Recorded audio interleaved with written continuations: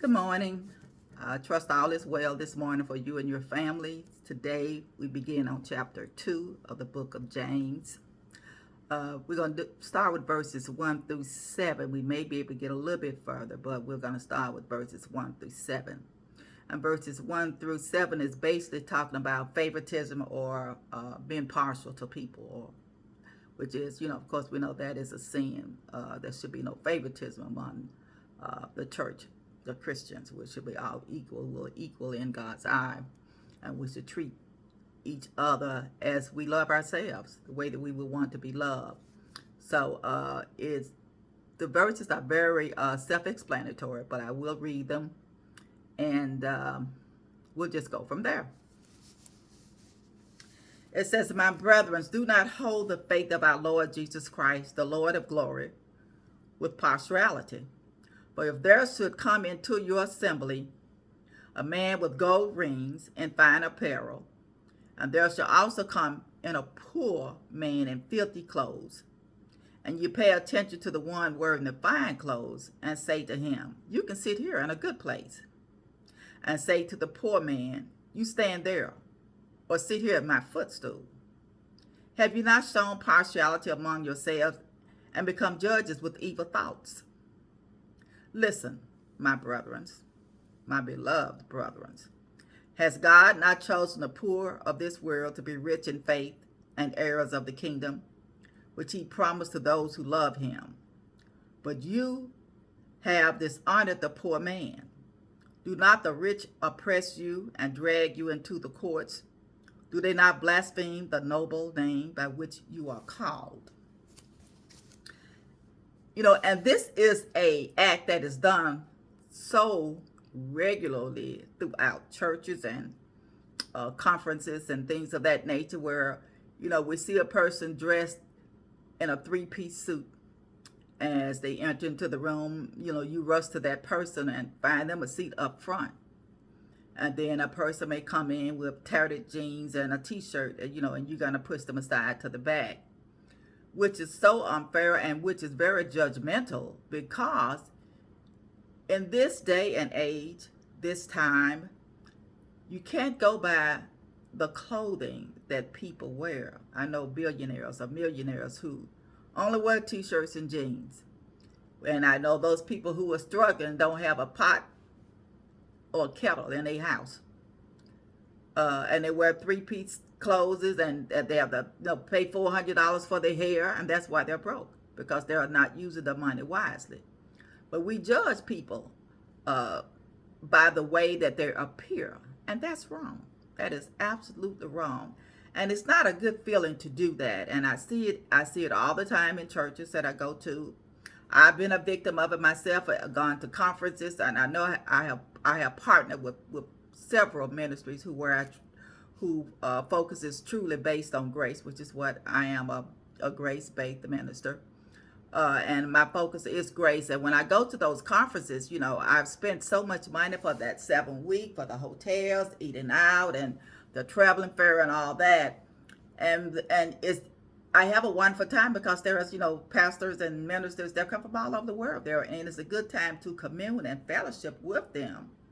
But when we're in the actual setting, in the sanctuaries or in the halls, and where the teaching is done, many times they do show favoritism, because I'm a person who's very cautious of time. And if I'm told to be somewhere at 6 o'clock, I'm normally going to be there at 5:30, at the very latest, a quarter till. And I do that purposely so I can get there, get settled, and be able to find a good seat, because I don't want to be in a place where I'm easily distracted. I don't like sitting in the back, because there's too much can catch my eye, and there's too much distraction. So I like to sit up front.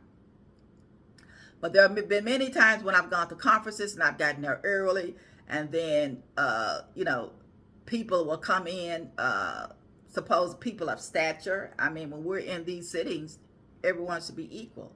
No one should be above anyone else. But they'll come in 30 minutes late, so they're disrupting everybody and bringing them up to the front.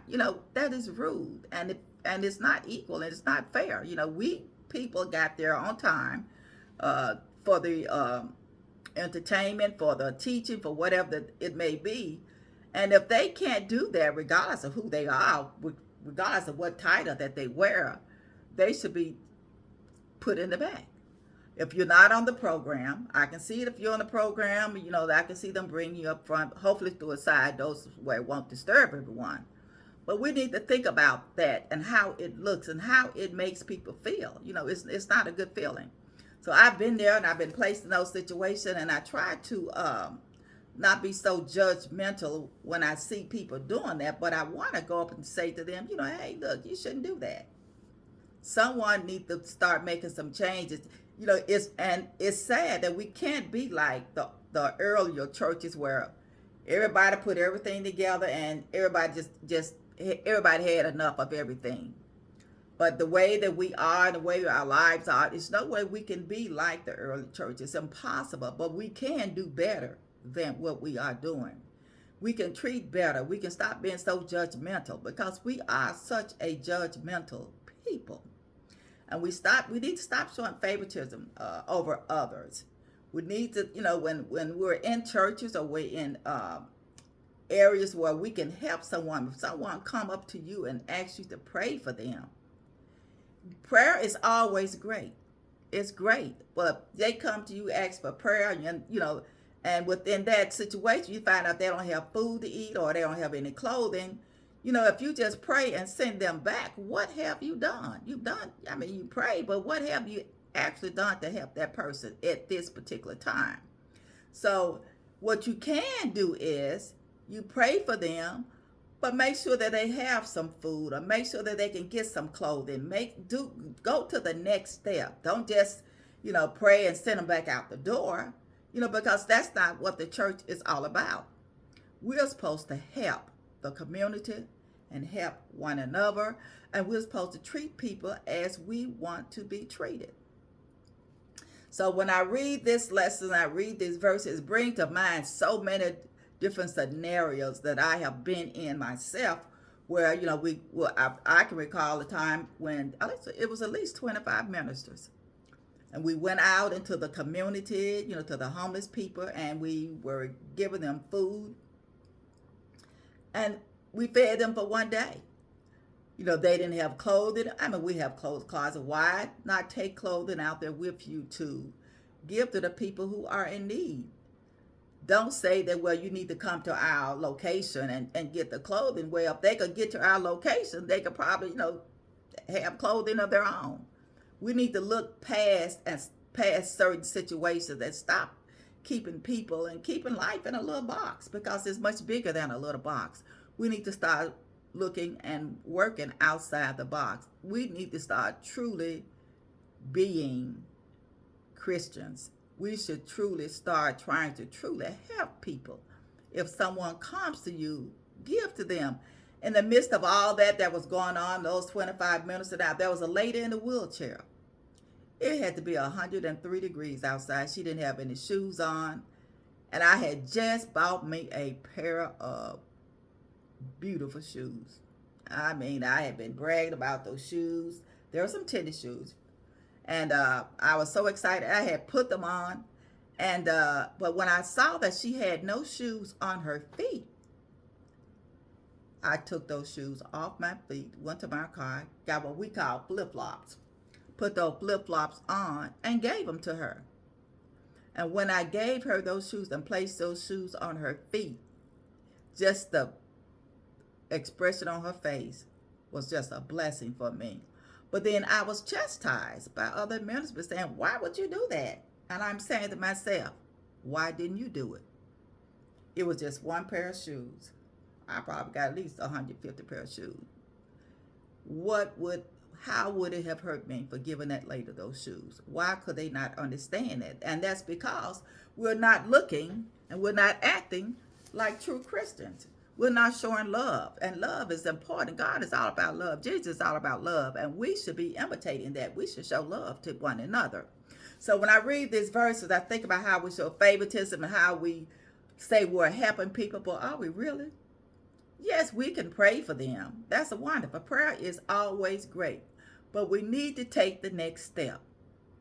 Do something to help them at that moment. If they need prayer, yes. But if they need some food, give them some food. If their rent needs to be paid, give them something to pay their rent. We need to go the extra step because we are who the community look up to.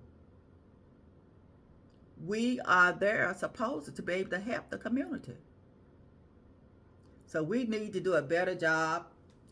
And I trust that you'll continue to focus on love. You know, love was one of the things I spoke about at the very first of the year. And I want you to be a more loving people, a more kind person throughout this year. Because sometimes just a little love, you'll be surprised how far it can go. And just doing just a simple deed for someone, it can make a major difference in that person's life. So I want the book of James is as I stated is one of my favorite books, and these verses is talking about being impartial and showing favoritism, and how just as the example that they show within verses 1 through 7 about the rich man and the poor man, it is so prevalent today. It happens every day in churches and organizations every single day.